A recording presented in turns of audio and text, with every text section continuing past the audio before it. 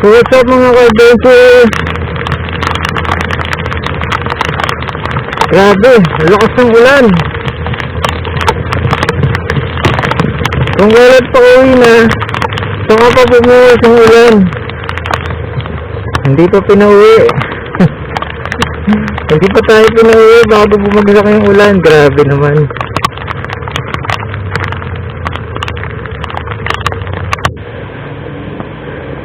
Medyo biglang buhos yung ulan eh. Biglang bagsak talaga. Pa-out na ako ng trabaho, biglang bumagsak talaga yung ulan. Ayan, sana ka-adventure nakauwi ka na sa bahay. Sana pag mga ganitong panahon, huwag mong kakalimutan dalhin ang iyong kapote kung nagmumotor ka, o kung hindi man, yung payong mo huwag mong kakalimutan. Ako, napakahirap sumakay ngayon.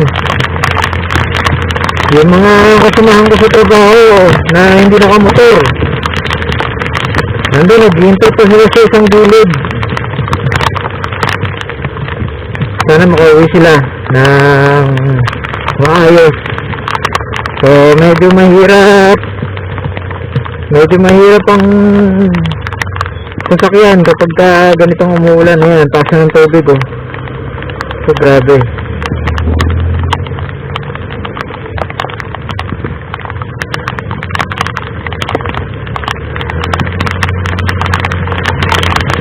Ayan, kung nakikita mo yan ka-adventure, sinasalubong natin yung malakas na ulan. Ito kalaban ng mga rider eh. Kawawa naman yung mga delivery rider natin, yung mga padre de pamilya na delivery rider, saka kahit yung mga binata pa.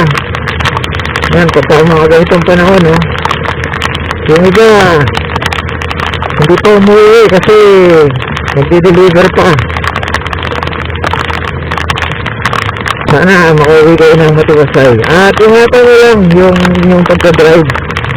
Hindi naman kailangan magmadali lalo't ganito umuulan. Madalas kasi yung kalsada, baka hindi kumapit yung preno mo.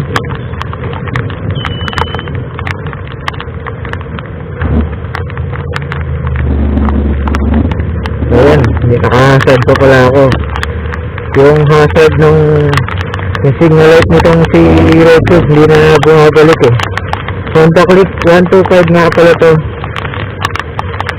Pag pinindot yung signal light hindi na siya bumabalik eh.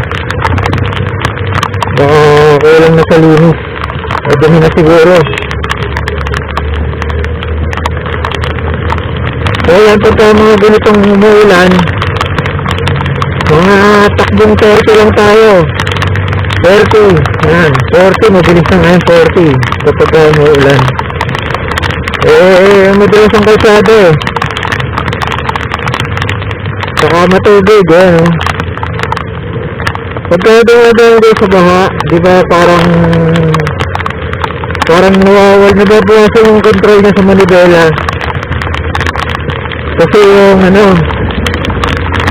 yung pressure ng tubig, diba? Hinihiwa kasi ng gulong natin yun, yung tubig.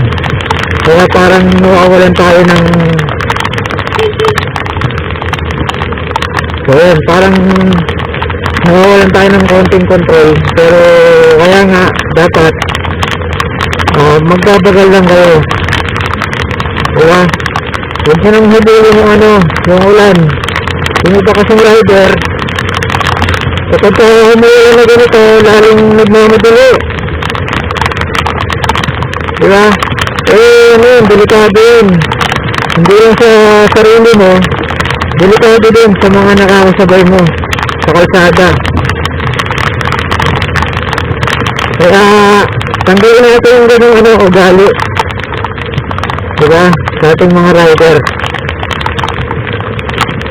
Kung ayaw mong mabasa sa ulan, edi magdala ka ng kapote.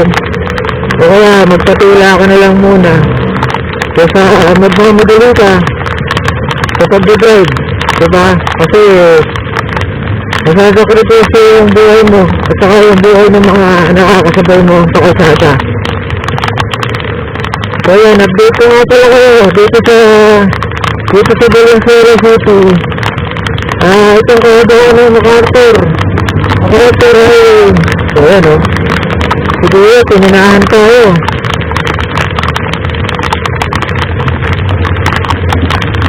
Takbong 40 lang ako, pero si Kuya pininahan tayo. Okay lang, sana makauwi siyang ligtas. So yun, update ko kayo dito sa Valenzuela City. Itong kagawa ng MacArthur Highway ay meron ang tinutupad na NCAP o yung tinatawag na no contact apprehension. So yung hindi na kayo sisitahin ng traffic enforcer, ganoon kapag ka may violation kayong ginawa ay maaaring makita sa camera. So ayun, nagugulat na lang kayo na isang araw may darating na notice sa inyo na sinasabi na kayo ay may violation. So yan, mainit na mainit ang issue. Mainit na mainit ang issue ng NCAP ngayon. Kaya mga kapatid kong rider,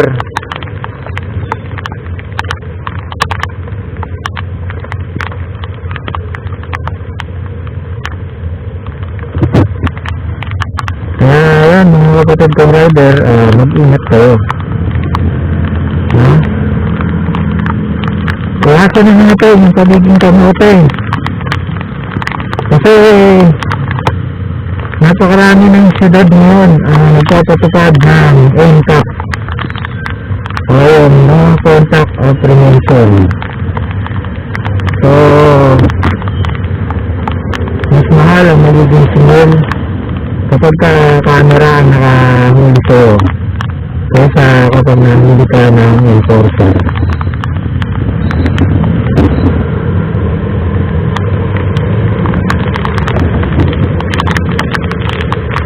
So yun, yung asawa ng pinsan ko, ano siya, nahuli siya ng camera.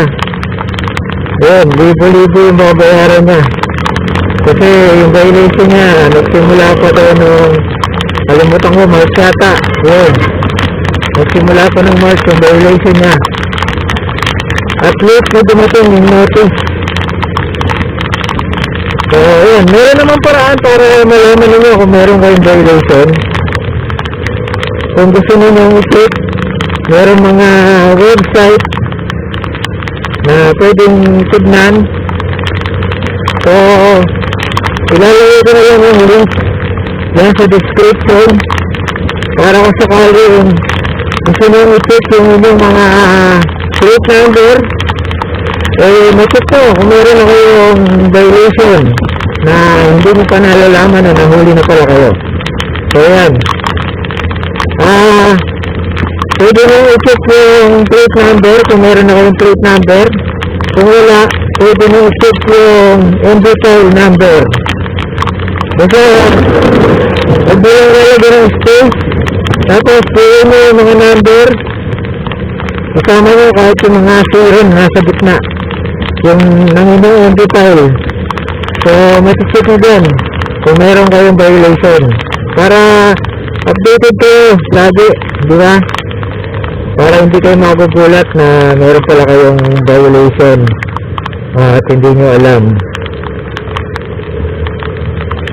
So yan, so kanina sinabi ko kapag umuwi na ganito, huwag na kayo magmadali, diba? Huwag na yung buhay ng iba kasi sinasakripisyo nila yung sarili nila at saka yung mga nakakasabay nila sa kalsada. Mas mabuti makauwi kayo na ligtas at buo na walang aksidente pinagdaanan, diba? Mas mabuti yun.